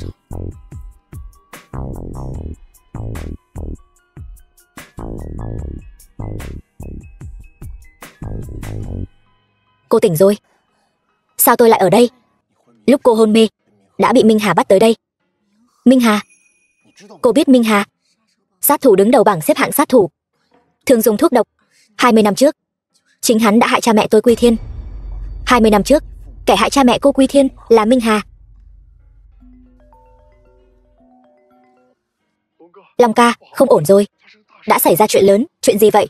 Nhị thúc tôi nhân lúc Tố Tố mất tích, chuyển toàn bộ tập đoàn Đạo Điền sang tên hắn. Hắn đừng hòng. Có chuyện gì vậy? Đi, về nhà cô trước rồi nói. Thiên Long, bà còn gì muốn nói nữa không? Bà yên tâm, chuyện của Mạc Uyển Nhi và Mạc Sung ta sẽ điều tra rõ ràng. Tuyệt đối sẽ không oan uổng người tốt, nhưng cũng sẽ không bỏ qua kẻ xấu. Không, ta muốn nói lời xin lỗi với ngươi. Trước đây hiểu lầm ngươi quá lâu rồi. Không cần, Mạc gia này ta sau này cũng sẽ không đến nữa. Ngoại trừ ta, không ai có thể ngồi vào vị trí này. Vậy tôi nói cho ông biết, hôm nay dù tôi có bỏ mạng ở đây, tôi cũng sẽ không đồng ý. Vậy ta mặc kệ. Người đâu? Lôi nó xuống cho ta. Tao xem ai dám. Long ca, Vương Thiên Long, ngươi không phải đến Mạc gia rồi sao? Tin tức của nhị thúc thật nhanh nhạy. Ngay cả việc ta đến Mạc gia, ngươi cũng biết. Vương Thiên Long, đại hội cổ đông này là chuyện nội bộ của Đạo Điền tập đoàn chúng ta. Ngươi đừng xen vào. Thiên Vũ này không có chuyện gì mà ta không thể xen vào. Đừng tưởng có Vũ Vương chống lưng cho ngươi là ngươi có thể làm càn. Đạo Điền nhị thúc, ngươi đã biết ta được Vũ Vương chống lưng mà còn dám đối đầu với ta thì sao? Đây là Đạo Điền gia, không phải nhà ngươi. Ngươi dám làm loạn thì đừng trách ta ra tay. Sao, ngươi còn muốn động thủ với ta? Chưa chắc không được. Nếu ngươi nhất quyết làm càn, ta sẽ lấy mạng ngươi. Ngươi dám động thủ với ta, không sợ Vũ Vương biết được, lấy mạng cả nhà ngươi. Là ngươi hồ đồ làm bậy trước, còn vọng tưởng nhúng tay vào việc của Đạo Điền tập đoàn chúng ta. Ta dù có lấy mạng ngươi, Vũ Vương cũng sẽ không nói gì đâu. Hay lắm, tính toán giỏi thật. Nhị thúc, nhưng tiếc là toán tính của ngươi đã sai rồi. Ngươi có ý gì? Nhị thúc, Nhị thúc này, người đang làm gì vậy? Tố Tố, con tỉnh rồi, lại đây, ngồi đi. Đây là chỗ của ta. Lại đây, ngồi đi. Con tỉnh rồi, nhị thúc. Thúc có phải rất thất vọng không? Sao ta lại thất vọng được? Con cố ý. Con sớm không tỉnh, muộn không tỉnh, lại đúng lúc này tỉnh. Các ngươi đều là cố ý. Ta có phải cố ý hay không? Nhị thúc, thúc còn chưa biết sao? Ý gì? Nhị thúc đúng là quý nhân hay quên việc. Chuyện mình đã làm, quay đầu lại quên mất. Ngược lại cứ nhìn chằm chằm vào doanh nghiệp của Đạo Điền gia chúng ta, muốn chiếm làm của riêng. Ngươi nói bậy bạ gì đó? Chẳng lẽ độc này không phải do nhị thúc hạ sao? Ta không có hạ độc. Đậu phộng nhà nó, nhị thúc, thì ra là ông hạ độc muội muội ta. Không thể nào, ta không thể hạ độc. Ngươi đang vu oan giá họa cho ta. Chúng ta không có lý do gì để vu oan. Chuyện ngươi đã làm còn không dám thừa nhận sao? Không thể nào, ta không thể nào hạ độc được. Lý quản gia, nhất định là Lý quản gia. Cái gì? Lại là Lý quản gia? Lý quản gia đâu rồi? Ta cũng không biết. Lần trước, sau khi trở về từ phủ đệ của Bắc Hải chiến thần thì không còn thấy ông ta nữa. Lý quản gia này chắc chắn là Minh Hà, không nghi ngờ gì nữa. Ngươi nói Lý quản gia chính là Minh Hà? Vậy chẳng phải là Đạo Điền gia chúng ta nuôi Minh Hà 3 năm? Nói như vậy, Lý quản gia là 3 năm trước đến nhà ngươi. Long ca, sau khi muội muội ta trúng độc, Lý quản gia liền đến. 3 năm trước, Minh Hà giao đấu với ta một trận, bị trọng thương. 3 năm nay, hắn ta vẫn ở nhà ngươi, vừa dưỡng thương, vừa mượn dược liệu nhà ngươi để chế độc lần nữa. Thật là mù mắt rồi. Bây giờ, quan trọng nhất là phải tìm được Minh Hà này rốt cuộc đang ở đâu. Long ca, ta đi cùng huynh. Đứng lại, đây là Đạo Điền gia. Chẳng lẽ ngươi muốn đến thì đến, muốn đi thì đi sao? Ngươi muốn thế nào, ta muốn thế nào. Ta đã sớm nhìn ngươi không vừa mắt rồi. Hôm nay ngươi đã tới đây thì đừng hòng rời đi. Ngươi thật sự muốn động thủ với ta? Thằng nhãi, ngươi hết lần này đến lần khác khiến ta khó xử. Hôm nay ta nào có thể tha cho ngươi. Nhị thúc, người điên rồi. Anh ấy là ân nhân cứu mạng của tôi, ân nhân cứu mạng của cô. Hắn đâu phải ân nhân cứu mạng của ta, liên quan gì đến ta? Ngươi đừng quên, tôi mới là gia chủ của Điền gia. Tố Tố, ngươi có đức hạnh gì mà làm gia chủ Điền gia? Nói thật cho ngươi biết, tập đoàn Đạo Điền đã bị ta khống chế rồi. Những người này, tất cả cổ đông, phần lớn đều là người của ta. Ông quá đáng lắm rồi. Ông quên lời hứa với cha mẹ ta trước lúc lâm chung rồi hay sao? Ông nói ông tuyệt đối không tham lam ngôi vị gia chủ, lời nói 20 năm trước, ai mà nhớ nữa chứ? Hai người các ngươi tốt nhất cút sang một bên cho ta. Nếu không, đừng trách ta đao kiếm vô tình. Không được, tôi tuyệt đối không cho phép người làm hại anh ấy. Tố Tố, đừng nói nữa. Em phải nói. Tố Tố, cái con bé này, đừng nói nữa. Anh, cha mẹ từ nhỏ đã dạy chúng ta phải biết ơn và báo đáp. Ta Điền Tố Tố tuyệt đối không làm loại chuyện vong ân bội nghĩa đó. Tốt, không tệ. Quả không hổ danh là con gái Đạo Điền gia. Anh yên tâm, có ta ở đây, bọn chúng không dám làm gì anh đâu. Cô cũng yên tâm, có ta ở đây, chúng không dám động vào nhà cô đâu. Anh nói gì cơ? Hai người muốn tỉnh tứ thì xuống địa phủ mà tỉnh tứ đi. Có muốn ta tiễn hai người không? Nhị thúc, chúng ta cũng coi như là thúc cháu. Ta xuất phát từ đáy lòng khuyên người một câu. Bây giờ chạy còn kịp, tên đã lên dây, không thể không bắn. Tránh ra. Người chắc chứ? Cút sang một bên. Vương Thiên Long, hôm nay ta nhất định phải lấy mạng ngươi. Nhị thúc Điền gia, người tay trói gà không chặt mà còn muốn lấy mạng ta, thật là không biết tự lượng sức mình. Ta không biết tự lượng sức. Ngươi tưởng ngươi là ai? Ngươi quên thất tinh thượng tướng Triệu Sơn qua đời như thế nào rồi sao? Ngươi quên cửu tinh thượng tướng lão tướng quân Tiêu Hồng bại trận ra sao rồi sao? Chẳng lẽ ngươi quên ta ở phủ đệ Bắc Hải chiến thần đã sát phạt như thế nào rồi sao? Ngươi không phải Vương Thiên Long. Ngươi rốt cuộc là ai? Ta là ai? Ta là vương duy nhất của Thiên Vũ này. Ngươi chính là Thiên Vũ Vương. Đúng. Đáng tiếc thật, ngươi tên nam nhân này đến tận bây giờ mới biết thân phận thật sự của ta. Ta không tin. Làm sao ngươi có thể là Thiên Vũ Vương chứ? Tại sao ta không thể là Thiên Vũ Vương? Không phải ta, chẳng lẽ lại là ngươi? Anh chính là Thiên Vũ Vương. Tại sao anh không nói cho ta biết? Ta đây chẳng phải còn chưa kịp nói cho cô hay sao? Ngươi là Thiên Vũ Vương thì đã sao? Chẳng lẽ ngươi còn có thể lấy mạng ta sao? Ta muốn lấy mạng ngươi thì có rất nhiều cách. Có điều kẻ ngu ngốc giống như ngươi sống còn có giá trị hơn nhiều. Ngươi có ý gì? Thiên Cơ. Vũ Vương, giam nhị thúc Đạo Điền vào Thu Thủy Lao. Hãy hầu hạ cho tốt.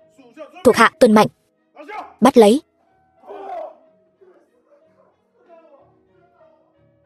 Ta tuyên bố, nhà Đạo Điền từ nay về sau chỉ có Đạo Điền Tố Tố là gia chủ duy nhất. Vâng.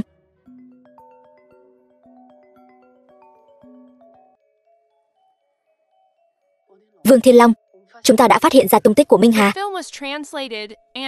Ở đâu?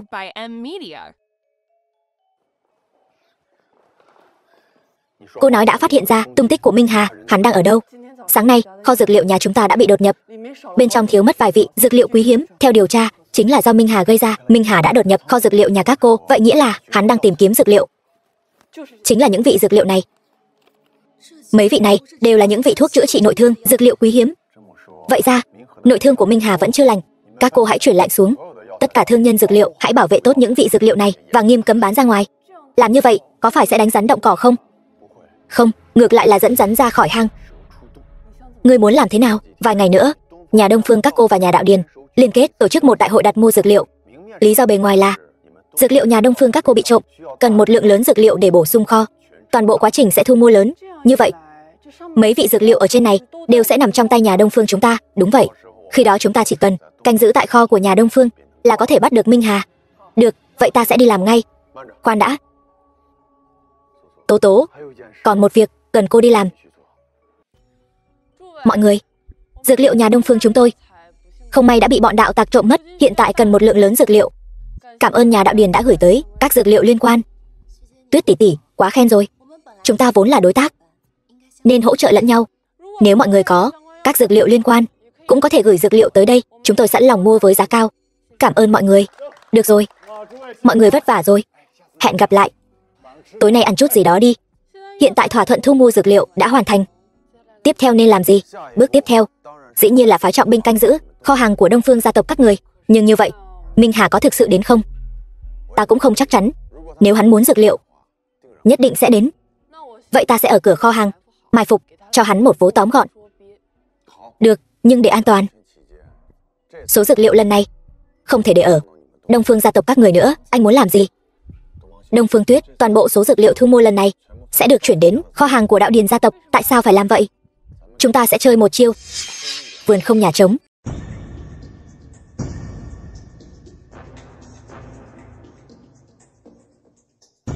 Đừng động đậy. Động đậy nữa, ta sẽ không khách khí đâu. Vẫn bị các người phát hiện ra. Minh Hà, ngươi tác quái. Xem lần này ngươi chạy đi đâu. Chạy, chỉ bằng các ngươi. Minh Hà, sự đã đến nước này, vậy mà ngươi vẫn còn cuồng vọng như thế sao? Ta nói cho ngươi biết, hôm nay ta sẽ cho ngươi nếm mùi đau khổ. Được thôi, có bản lĩnh thì các ngươi cứ thử xem.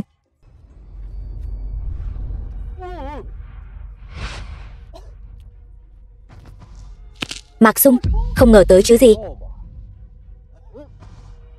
Các ngươi không trúng độc sao hả? Biết trước ngươi sẽ làm loại chuyện này, chẳng lẽ lại không cho phép chúng ta đề phòng sao? Minh Hà thật sự ở đâu?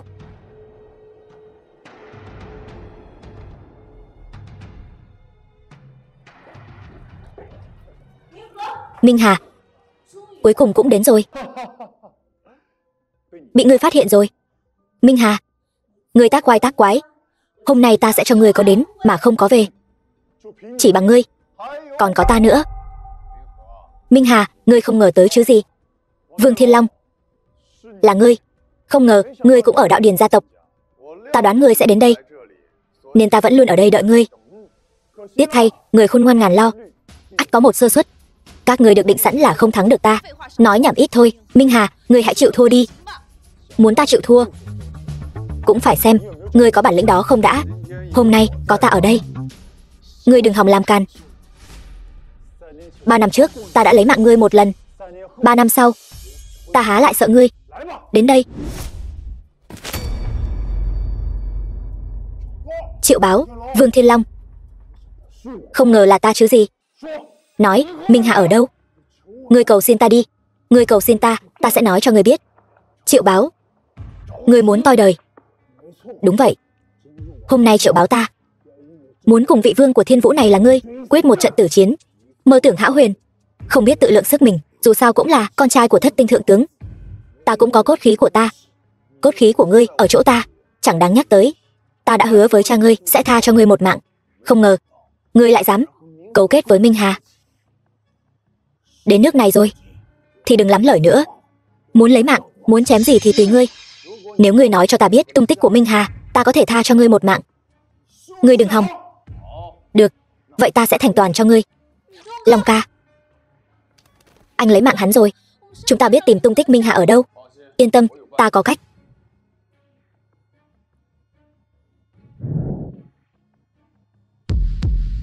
Minh Hà, ngươi còn dám đến đây sao?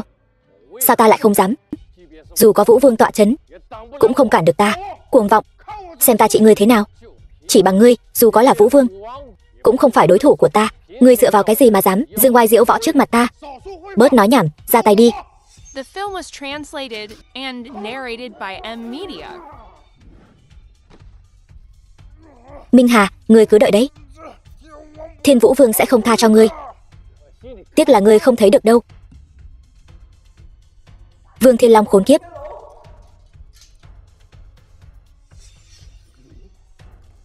Lý quản gia, thật sự là ngươi sao? Nhị thúc, thúc nói gì vậy? Đây là Minh Hà đại nhân. Hai tên phế vật các ngươi suýt chút nữa để lộ hành tung của ta. Nếu không phải thấy hai ngươi còn chút ít tác dụng, ta thật muốn một chưởng lấy mạng các ngươi. Không phải đâu, Minh Hà đại nhân, là Vương Thiên Long ép tôi phải nói ra tung tích của ngài. Muốn trách thì trách Vương Thiên Long đó. Đúng vậy, chính là Vương Thiên Long. Là ai đang gọi bổn vương? Vương Thiên Long. Không, Vũ Vương, ngươi cuối cùng cũng đến rồi. Không sai, bổn vương đến rồi. Minh Hà, lâu rồi không gặp. Vũ Vương, đã lâu không gặp, không ngờ 3 năm trước, dưới độc dược của ta mà ngươi vẫn còn sống. Ta cũng không ngờ ngươi lại có thể sống sót dưới kim đao chảm của ta. Đến nước này, không cần nhiều lời, dùng thực lực nói chuyện đi. Đừng vội. Ngươi nghĩ chỉ bằng mấy người các ngươi mà có thể đánh bại ta sao? 3 năm trước có thể lấy mạng ngươi, bây giờ cũng vậy. Minh Hà này, ngươi nghĩ độc dược của ngươi bây giờ còn có thể hại được ta sao? Vương Thiên Long, ngươi câm miệng cho ta. Độc của Minh Hà đại nhân độc nhất vô nhị, có thể khiến người sống trong đau đớn. Mạc Uyển Nhi, đến nước này ngươi lại vẫn chưa biết hối cải sao? Chẳng lẽ ngươi không biết đệ đệ của ngươi Mạc Sung đã bị Tuyết tỷ của ta một súng bắn toi đời rồi sao? Ngươi nói gì? Các ngươi lấy mạng đệ đệ ta rồi sao? Tên ngu ngốc Mạc Sung đó sao? Giả mạo Minh Hà, đến kho hàng của tập đoàn Đông Phương trộm thuốc, kết quả bị Tuyết tỷ của tôi một phát súng tiễn về chầu trời. Bọn khốn kiếp các ngươi, chúng mày dám lấy mạng đệ đệ của ta. Minh Hà đại nhân, ngài phải làm chủ cho tôi. Bọn chúng đã lấy mạng đệ đệ của tôi, ngài phải giúp tôi lấy mạng bọn chúng. Đúng, lấy mạng chúng nó. Nhị thúc, ông cũng muốn giống Mạc Uyển Nhi tuyệt giao với chúng ta sao? Không sai, chúng ta sớm đã không còn là người một nhà. Minh Hà đại nhân, hãy lấy mạng chúng. Nếu đã vậy, vậy thì không còn gì để nói nữa. Lại đây Vương Thiên Long, để ta xem thử 3 năm luyện đao của ngươi có tiến bộ gì không? Được, ta cũng muốn xem thử độc dược của ngươi có thể phá được đao pháp của ta không? Không, hôm nay ta không dùng độc, ta so đao với ngươi. Lại đây.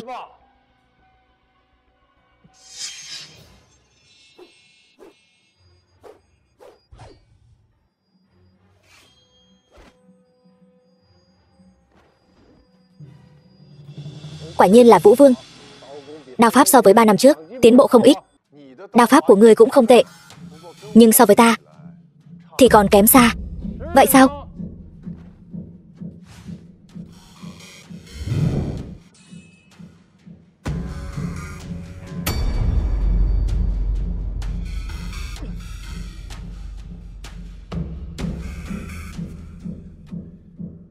Ngươi lại biết kim đao chảm?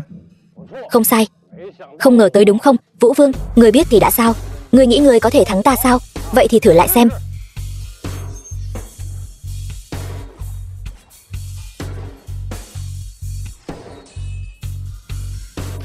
The film was translated and narrated by M Media.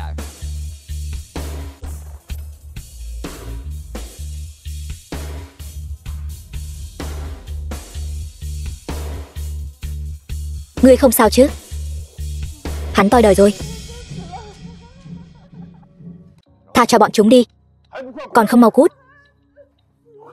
Đi mau đi. Hắn toi đời rồi. Đông Phương Tuyết, bản vương thấy người rất can đảm, quyết định phong ngươi làm Đông Phương chiến thần. Tôi cũng thành chiến thần rồi. Tốt.